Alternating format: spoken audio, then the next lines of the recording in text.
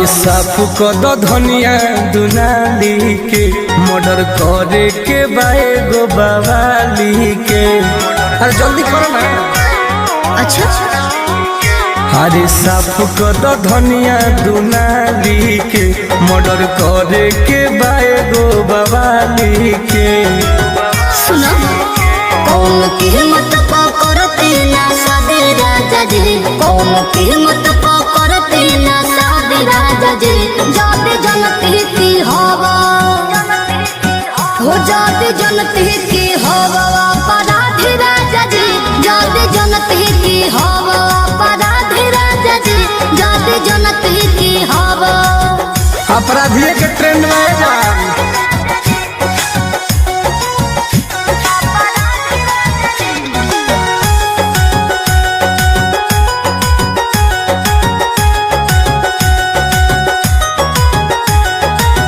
सोचलो न कैसे रहे तो हर में हरे करलो टेंड रोज खाना को चोरे। ठीक नहीं क्या देता कलम के जगह धरौले हथियार हो। अच्छा शुरुए के रहले हमर बाबू खून खार हो। सुना चल दिल घर से पहन के रोज खा दे राजा जी।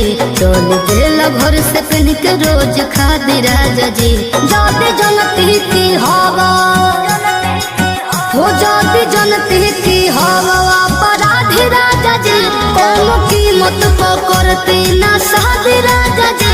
जाते जनती की हवा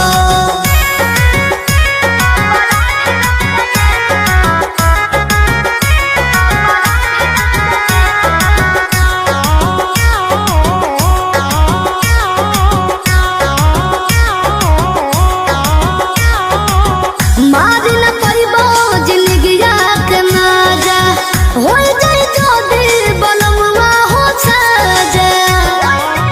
बुझला हाथवा में लेके अपना चली ले कानून के। अच्छा। केहू ना गवाह दी करब केतनो खून के। देखो ले लो तुम कराई मुझसे आजाद राजा जी। ले लो तुम कराई मुझसे आजाद राजा जी।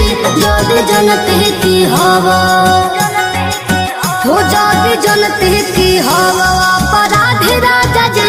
कौन कीमत करते ना सादे